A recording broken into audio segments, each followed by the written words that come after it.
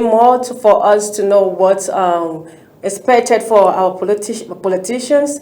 And our guest for today is Prince Adebayo, the SDP Presidential Aspirant coming. And what we're going to be looking at is the peace accord signing, and also so much to take from the Osun election. So this is all we're going to be having today. Next, we're going to bring you a short break. I'll right back. This program will continue. My name is Precious Anyebe.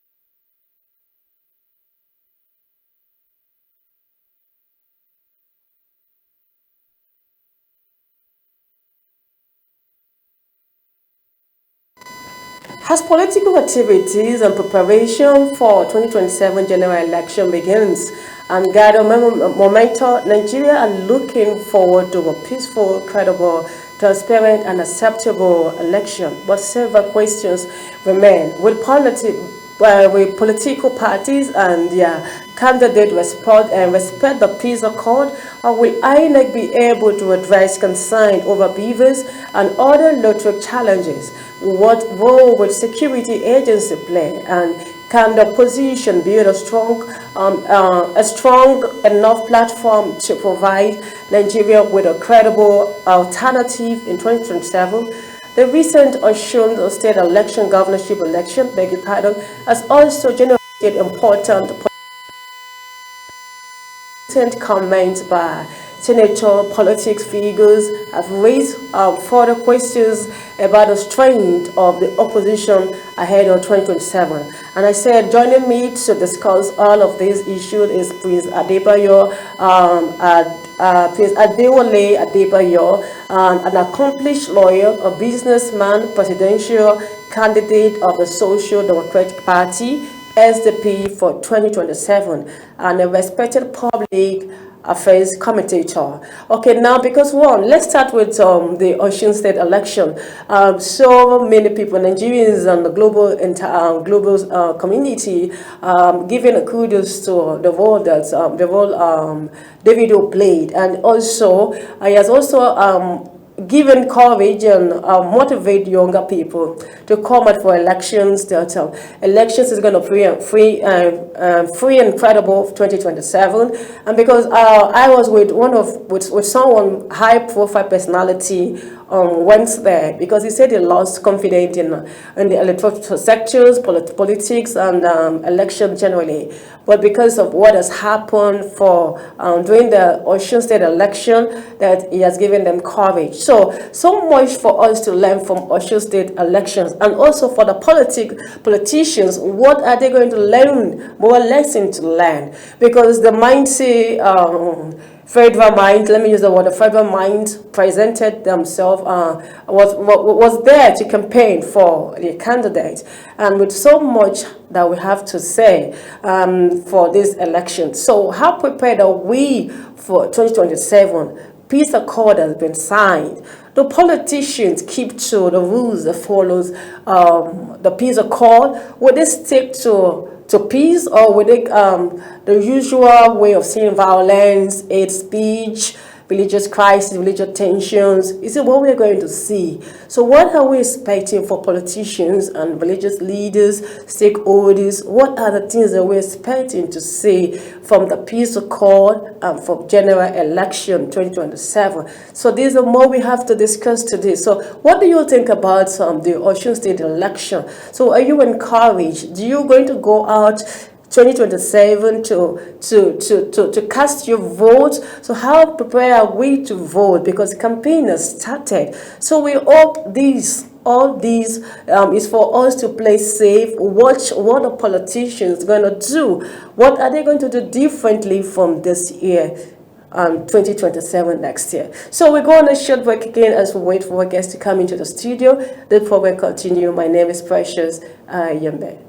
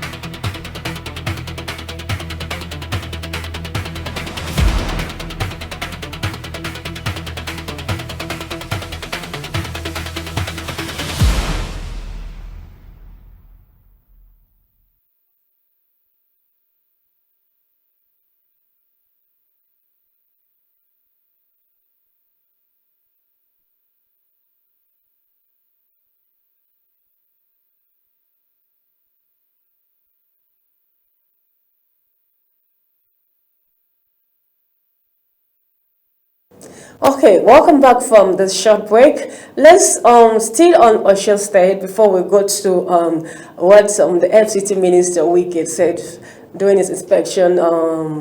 I think on the 18th of this month. Okay, now Davido has played a key roles and the Osun State, kudos to them, and we loved all what they did, and at the same time how they could secured your votes. Most of them stayed with the INEC. These are things that so many Nigerians are calling the youth to come out for 2027 to fight for their votes. Let it not just be only on social media that you see the youth keep complaining about government, bad policies. You have the power with you to decide what you want to do with your life 2027 with the politicians. So get ready for 2027, because now Davido has encouraged you people, because you see him with the Osun State. They stand firm and they kick against vote buying. They collected money and they refuse to vote. To vote for whoever gives them money, but they vote for their conscience. So who's going to be your conscience? How alive is your conscience come 2027? Is your conscience going to be dead? Maybe when you know that this person can really deliver or give a better democracy for Nigeria, will you still go ahead because of the money, because of the bag of rice, or with a phone? What will you do differently for 2027 general election? Or will it be used as a talk, as a tool of violence, hate speech, to cause problem, to cause tension for Nigerians? What will you play? Will you be a peacekeeper? Will you shun on thuggery? Will you shun violence? Will you shun hate speech? Will you say no? Enough is enough. We want a new system, a new politics, a new election processes on how they can come in to vote in, and we have a credible elections. So now let's move then to what the FCT Wike is comment that social media has been trending on social media, that he said is because of because the Tinubu did not send him to Osun State, that is the reason why they lost APC. Lost the election. But one, the question Nigerians is asking, one, you are not an APC, you are PDP. So how can you be fighting for APC? That's one. And two, with the federal might over 30 governors, 45 45 National Assembly members, the Speaker, Senate President, even the national chairman, those have mind figure, those are blowing personalities that could pull weight for Osun State election for APC. So what now happened? This is the same Osun State that EFCC frozen the account. This is the same Osun State election that the president intervened for INEC to unfreezing the Osun State election. So there are so many ups and downs with the Osun State election. But still, victory still goes to Accord. Accord party is not a popular party, but yet they won the election. So what moral lessons will politicians learn against 2027? So it's not about power, it's not about politics, it's not about the party, the political party you are or you were. It's about what can you do differently this time. How prepared are the youth or the voters ready to cast your vote, to protect your vote, and how they're ready for the victory come 2027. So these are more we want to say. As we wait for our guests now, let's go on a short break. Right back, this program continue.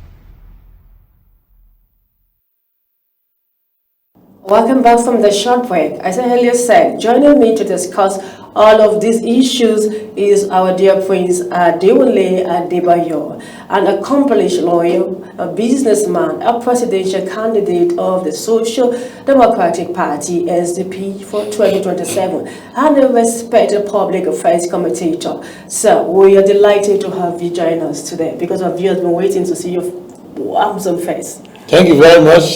Thanks to the audience, and may God bless Nigeria. Thank you so much. So, sir, you've joined us with this piece of call. Let's start with this one. Let's begin with the piece of call. You fought President Bola Ahmed Tinubu for his absence in signing the peace accord. Why do you believe the president was not important? Absence was not important. No, the president is part of the state function. You know, one of those people at the signing will be President of Nigeria to show you the importance of the event. One of the people listed there will be in charge of Nigeria till 2031. And it's a state function. And it's important to set the tone for peace, order, and good governance in Nigeria. And it's important because of recent experiences with Osun election where 40-some people were said to have died, and this was in reaction to 2011 killings after the election. And every president since that time has made it a duty to come. Even President Buhari, who was not running 4 years ago, came. So President Tinubu needs to know that that was an opportunity to set a tone for the country, to show that peaceful elections are very important to the country and that peace is high priority. Okay. Does the peace accord really work? Every election season, political parties sign this peace accord and commit themselves to avoid violence, hate speech, religious incitement, and other actions that could threaten peaceful election. From your experience as a politician and a lawyer, do political leaders genuinely respect the peace accord, or has it become more of a ceremonial exercise? I respect it, and my party respect it, and many other colleagues I know respect it. President Tinubu also respect it, and PDP in the past used not to respect it. So those who don't respect it, they need to respect it.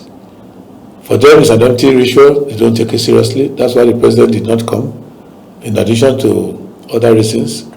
So, but it's a very important thing because it's not just a wishful thinking. It is a commitment to obey the law, because all the things prohibited by the peace accord are already prohibited by law. So you cannot violate the peace accord without violating the Electoral Act and the Constitution of Nigeria. So it's very important. Okay, like a lesson from Osun, let's move to Osun State governorship election. So what is your overall assessment of the election, particularly the reported beavers, glitches, and delayed experienced by some voters?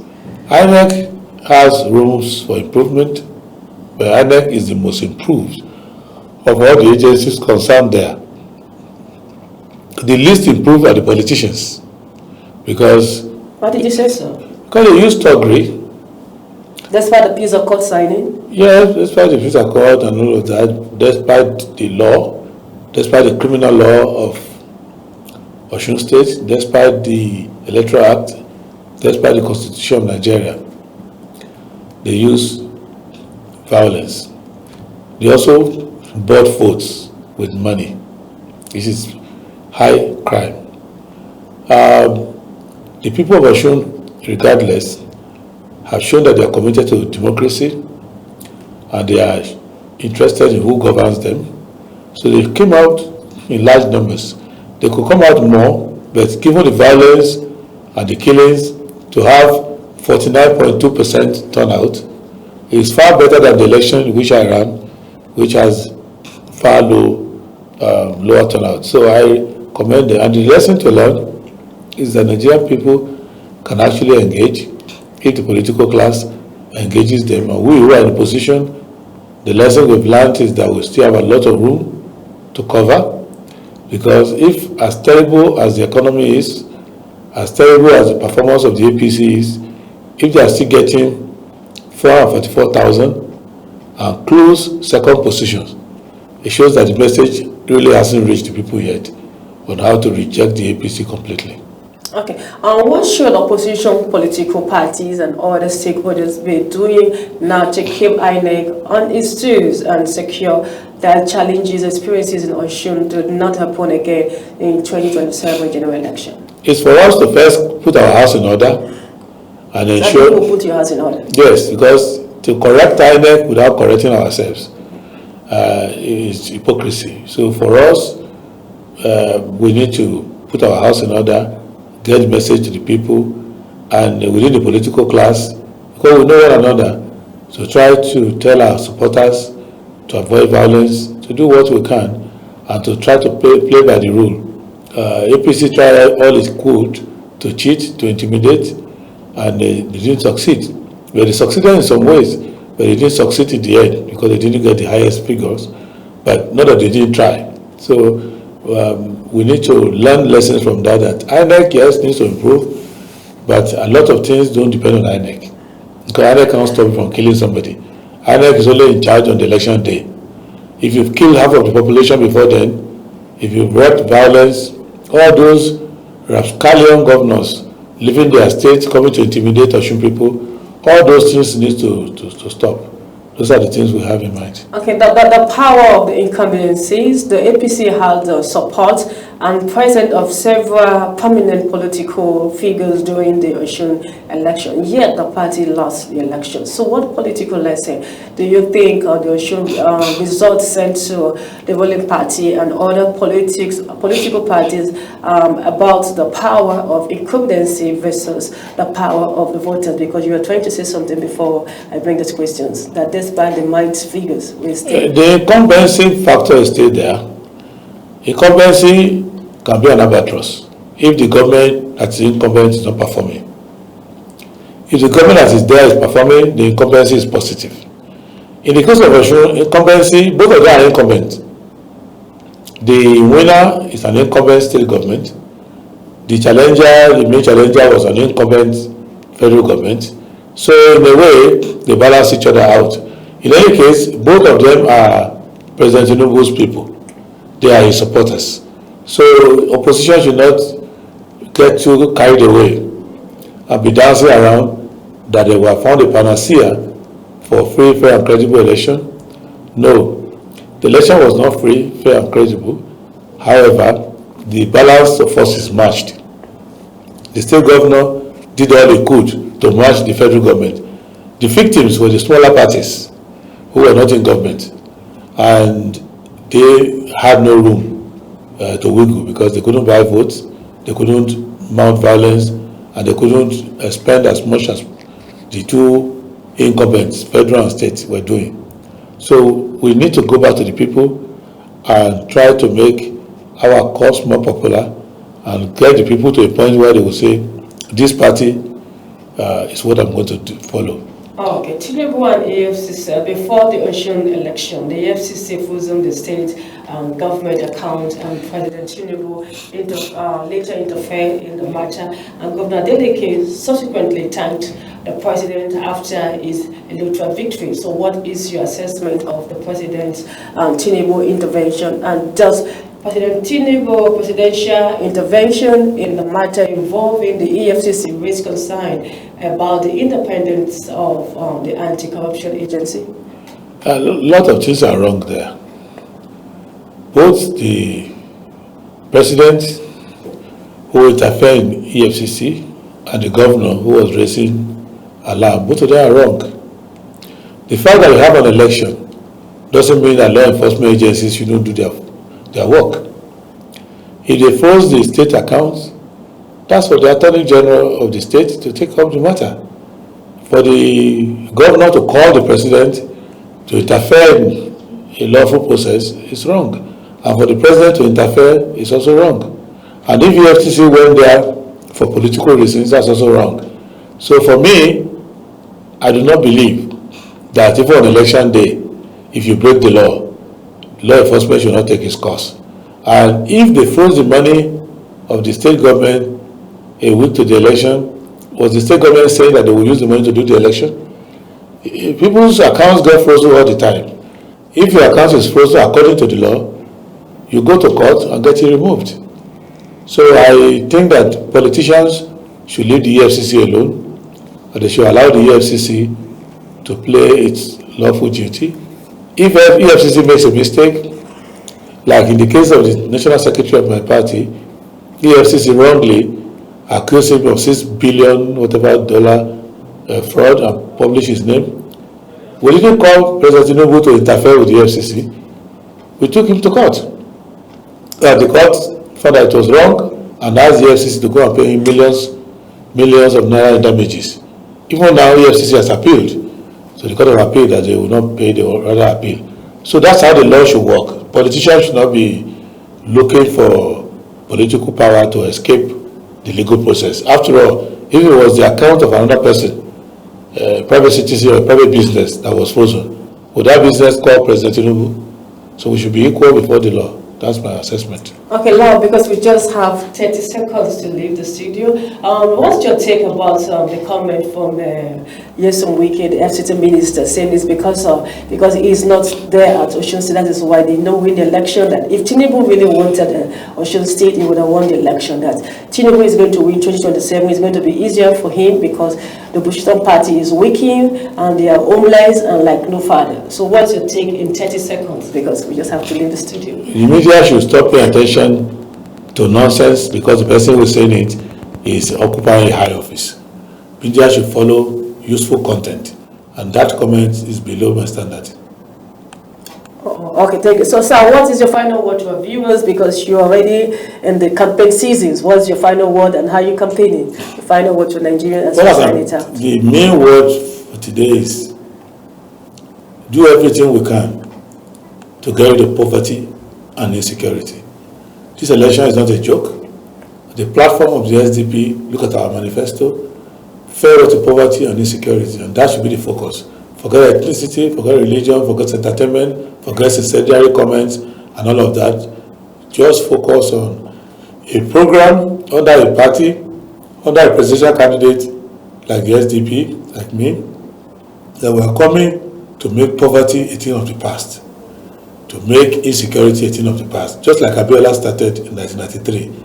Let us go there and get it done and stop being a poverty basket and insecurity sorry case for the world. And may God bless Nigeria. Thank you so much, Dr. Prince Adebayo, for coming to share your inspiration with us. Thank you so much. Thank you.